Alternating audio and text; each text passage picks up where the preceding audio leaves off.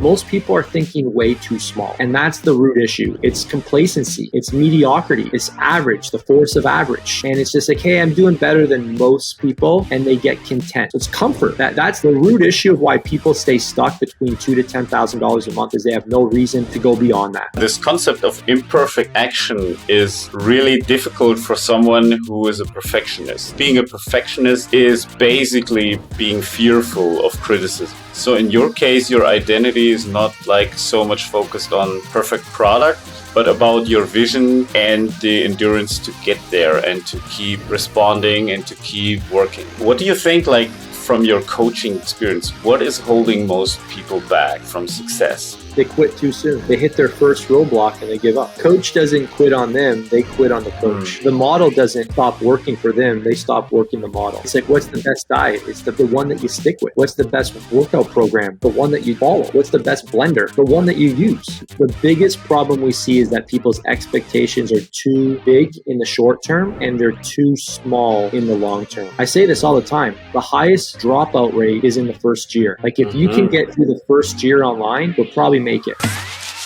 As a serial entrepreneur, I'm always trying to evolve. Having great conversations with other high performers is one of the best ways to grow, not only in business, but also in spirit, health, and relationships. This is Svencast. Listen, grow, repeat. What do you think, like, from your coaching experience, what is holding most people back from success? Because I'm sure that even if you're a great coach, there will be a minority, probably the Pareto rule, you're the 20% that will outperform the rest. What holds people back? They quit too soon. They hit their first roadblock and they give up. The coach doesn't quit on them, they quit on the coach. The model doesn't stop working for them, they stop working the model. Right? It's like, what's the best diet? It's the one that you stick with. What's the best workout program? The one that you follow. What's the best blender? The one that you use. So at the end of the day, what we have seen to be the biggest problem is that people's expectations are way too small. I'm sorry, let me say that again. The biggest problem we see is that people's expectations are too big in the short term and they're too small in the long term. And they get easily impatient, they get easily frustrated in the first few months. And maybe it was how they were marketed, I don't know. Maybe it's because of social media and you can see everybody's highlight reels that you start to, think that you're inadequate or whatever, but people give up. And I tell my students this, I say this all the time, the highest dropout rate is in the first year. Like, if you can get through the first year online, you'll probably make it. But we just see so many people come in and then a year later they're gone. But the ones that work through the first 1 to 2 years and stay consistent and keep showing up, all of a sudden they gain the belief in themselves that this can work because they see a lot of other people quit and they start moving ahead and they start to, those beliefs really get enforced. And they're like, holy cow, just like in a race. You end up finishing further along in the race because a lot of people just dropped out of the race. They went out too hard. They didn't pace themselves. So that's how you could tie it all together. So I think at the root cause, that's it. And I could maybe share one new insight that my head coach and I just were talking about that yesterday. This one's going to shock you, Sven. They don't want the money bad enough. Like, they don't have any strong reason for needing or wanting more money. Most people are content making $2,000 to $10,000 a month, which serves one person, themselves. So most people are happy with average. Most people are okay just serving themselves on a little higher scale. Most people are thinking way too small. And that's the root issue. It's complacency. It's mediocrity. It's average, the force of average. And it's just like, hey, I'm doing better than most people, and they get content. So it's comfort. That's the the root issue of why people stay stuck between $2,000 to $10,000 a month is they have no reason to go beyond that. You need a reason why. Why do you need to go beyond that? Most people will say, I don't. And then I can't help somebody that doesn't have a reason beyond just serving their own self-interest, because it doesn't take a lot of money to serve your own self-interest. Mm-hmm. Yeah, one other thing is procrastination, I think, and perfectionism. I experienced that a lot myself. Like, sometimes, like with a lot of projects, also within my big Digital 24 project, I procrastinated because it never was like perfect enough for me. And especially, for example, me personally doing content creation, like, for example, this right now, I feel like, sometimes I'm not adequate because I'm not a native speaker. Maybe people will be turned off by the fact that I have an accent, etc., etc. How do I overcome that, in your opinion? First of all, I like your accent. Oh, thank you. I like your accent. It's very mature and wise. So double down on your accent. Don't change it. Okay. I think it's just understanding that for me, marketing is a fancy 9-letter word for test, and you don't know anything until you put it to the test. So I think having an appreciation for the process, and often knowing that like the process is far more painful than you expect. Like it'll have to go through multiple renditions. It might not, be a unicorn on the first try, right? And just appreciating that this is probably going to cost you more time, money, and effort, probably 10 times more time, money, and effort than you anticipate. Once you accept it's going to likely be way harder than you think, you'll be able to manage, like, hey, I'm going to put this out there and it's probably going to get some feedback that I'm not, thrilled about, but I'm going to use that feedback to make it better. And because I've got a vision in the long term, I'm going to be okay with the frustration I need to go through to develop the fruit that I'm after. So I think I think it's just, trusting that imperfect action will get you the feedback you need to constantly improve. And to be okay with, I've always been somebody okay with, hitting a lot of singles instead of trying to hit a home run. I don't know why, but I'm okay just kind of moving around the bases, one plate at a time or whatever. So I don't need to hit a home run on my first swing. So I will, and I also have learned that my competition has the same problems as me. My competition is fearful of launching and procrastinates and wants it to be. So I'm like, that can be my unfair advantage. Just putting stuff out there can give me an unfair advantage over people that are way smarter than me and way better than me, but I've got more guts and courage. So I win on something different than my actual skill set. I just win because I put myself out there. So I'm kind of playing to my strengths. And I think just trusting that you're somebody that's not going to give up, trusting that you're someone who's going to accept the feedback, trusting that you're going to take this thing all the way and that it will have to be a painful process to get it to where you ultimately want. I think that will provide some grace and, maybe some mercy upon yourself to just say, hey, I'm just going to go for it and we'll accept the feedback as we go. If it works out faster than we anticipated, that's a bonus. So, this concept of imperfect action is really difficult for someone who is a perfectionist. And being a perfectionist is basically being fearful of criticism. This is why you want to be like perfect enough. But it's a real fear. I mean, it's a real feeling that it's not super easy to overcome. What's your strategy here that you just still do it? Like, I understand that you say, okay, I'm okay with hitting singles instead of home runs. I understand that, but still, it's like you have to put yourself out there or have to put things out there, and like how do you conquer that fear? Yeah, it's like a muscle, right? You have to train it. So the first time you might not do something like way out there, because it might be way too scary, but maybe instead of like I'm going to, go live 7 times a week. I'm going to go live once a week. And you kind of have to ease your way in and just realize, hey, that wasn't that bad.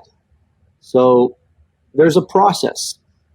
I think you just have to embrace a new mentality. I'm not a therapist, so explaining why somebody's dealing with that's above my pay grade. But I think you have to redefine success, and success for me is just progress. It's making consistent progress. So, hey, I'm going to focus on, who am I? I'm somebody who makes progress. I'm not somebody who is defined by the end outcome. I'm defined as somebody who responds to setbacks or challenges. And I think it just comes back to, there was probably some early moments in the individual's life that probably, made them feel, it probably resulted in some negative words or emotions from putting themselves out there that they don't want to experience again. So that's something I don't have the ability to unpack, but I think the big thing is just to appreciate that, like, your desire to create something is it's a good one, but there's going to be lies. Those voices, those are not positive voices. Those are voices that are trying to hold you back from contributing and from creating and for giving your gifts to the world, giving away your genius, if you will. So you have a genius, but you're afraid to give your genius away. And you have to trust that if you keep your genius to yourself, nobody's going to get helped. So it always comes back to, like, what are you most fearful about? Like, you have to have a vision for serving other people and trusting that if somebody gave you this vision, this is my faith coming into play here. If someone gave you this vision, let's say a holier being gave you this, all-powerful being gave you this vision, gave you this imagination to create, then if you believe that there is somebody for you, you have to believe there's somebody also against you, and that's the enemy. So of course the enemy is going to constantly be whispering in your ear, it's not good enough, it's not good enough, because he's come to kill, steal, and destroy your genius, your imagination, your gifts. So you have to be aware that these voices that are telling you not to create, not to serve, not to provide value, not to imagine, those are you have to almost reframe that as like, wow, I must be a real threat if I'm getting this much resistance from the enemy who keeps telling me it's not good enough, though. It's not good enough. It's not good enough. So you got to recognize, why are these voices so strong in my head that tell me, wait, because you're destined to change people's lives. And the enemy doesn't want that. So I think we have to recognize, that's how I interpret it. That's how my faith helps me interpret that question. This is interesting. Yeah, and it's also identity in your case. So in your case, your identity is not like so much focused on, let's say, the perfect product, but about your vision and the endurance to get there and to keep responding and to keep working. This is basically, I think this is a huge part, in my opinion. Like this identity of someone who just keeps working. Like even if you're stuck or on a plateau for a long time, you just keep working. You just try to get somewhere else. I think that's a very big thing, because they say like your sense of self-identity determines pretty much everything in your life. Like for example, people will say, I'm a smoker, or I'm not a smoker, or I'm a vegetarian. It's like, it's all identity level, I feel. Cool. Yeah. What do you think? Like, I would like to let's say as a last question ask, what are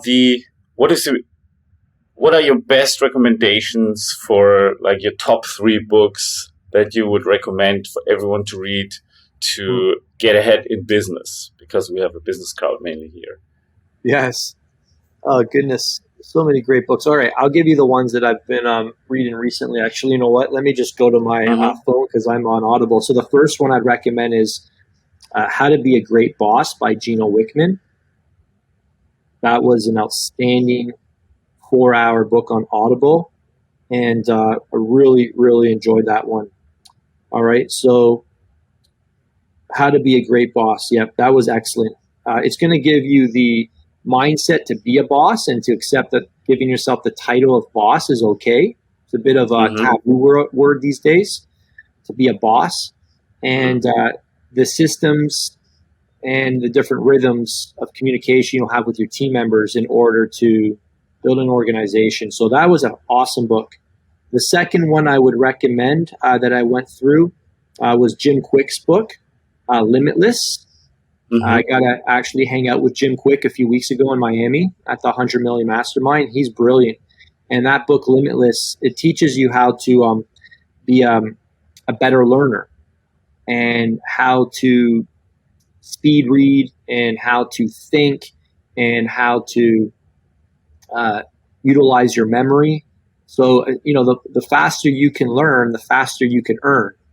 So it's a beautiful book. It's just got a lot of tactics to improve the power of your brain. So that was a great one I kicked the year off with. And then one more. I want to give something that people might not have heard of. This one's actually not super new, but it's been around, but it's a must. It's a must read. It's from Dan Sullivan, and it's called Who Not How. And it begs the question of, instead of trying to solve this problem with how do I do this, it's who can do this for me. So how do I run Facebook ads? Well, who could run Facebook ads for me? And it's a simple concept, but he digs really deep into how it can really manifest. And it's such a powerful question, who, not how. So those are the first 3 books that I read at the start of the year. And those have been some big themes that have helped our organization grow since the start of the year. So Vince, if I want to learn more about you and follow you and let's say consume some of your materials or be coached by you, how can I reach you? Yeah, at Vince Del Monte on Instagram is the best spot. We respond to all of our messages. You'll see the blue verified account, Vince Del Monte. We've got the Vince Del Monte podcast as well. And if anyone's ready for services and they want to see how we work, they can go to callwithvince.ca. Be happy to see if and how we can support anybody looking to grow their online fitness business. Vince, thank you very much for the conversation. I really appreciate it. Thank you. And I hope we'll talk again soon. And I'm looking forward to the next time. Thank you. Thank you for having me. It was a pleasure. If you enjoyed this episode, hit the subscribe button and never miss an episode of Svencast again.